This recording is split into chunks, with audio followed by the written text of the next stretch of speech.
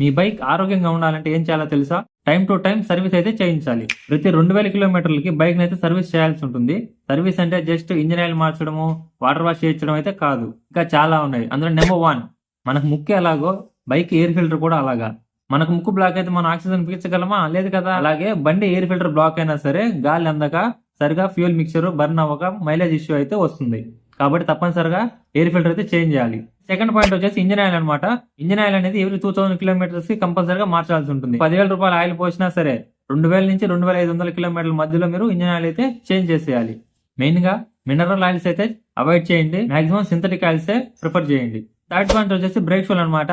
మీరు chain loose అయినప్పుడు just chain మాత్రం టైట్ చేపిస్తా ఉంటారు. వీల్ తీసి డ్రమ్ అయితే ఎవరు క్లీన్ చేయరు. కాబట్టి సర్వీస్ కి వచ్చినప్పుడన్నా సరే వీల్ అయితే ఓపెన్ చేయించి బ్రేక్ షూలు ఎలా ఉన్నాయో దాని కండిషన్ చూసి, బ్రేక్ షూలు అనేది మీరు 2000 కిలోమీటర్లు తోలేస్తున్నారు కాబట్టి దాంట్లో ఉన్న చిన్న చిన్న పార్టికల్స్ అనేది లోపలే ఉండిపోతాయి. లోపల పార్టికల్స్ అలాగే ఉంటే ఏమవుతుంది, మళ్ళీ డ్రమ్ అయితే డ్యామేజ్ అవుతుంది. కాబట్టి దాన్ని అయితే క్లీన్ చేయించండి. ఎలాగో వీల్ అయితే ఓపెన్ చేశాం కాబట్టి పాత బేరింగ్స్ కి కొత్త గ్రీజ్ అయితే పెట్టించండి.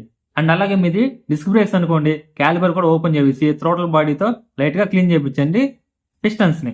మెయిన్ గా చైన్ అనమాట. చైన్ కిట్ ఎలా ఉంది దాని కండిషన్ చూపించి స్ప్రాకెట్ ఏమైనా అరిగినాయా లేదా, ఒకవేళ అరగకుండా ఉంటే జస్ట్ క్లీనింగ్ అయినా చేయించండి. Chain cleaner, chain lube market లో అవైలబుల్ అయితే ఉంటాయి. ఒకసారి క్లీన్ చేయించుకొని చైన్ లూబ్ అయితే చేసుకోండి. ఈ స్టెప్స్ అన్ని ఫాలో అయితే మీ బైక్ అనేది చాలా ఆరోగ్యంగా అయితే ఉంటుంది.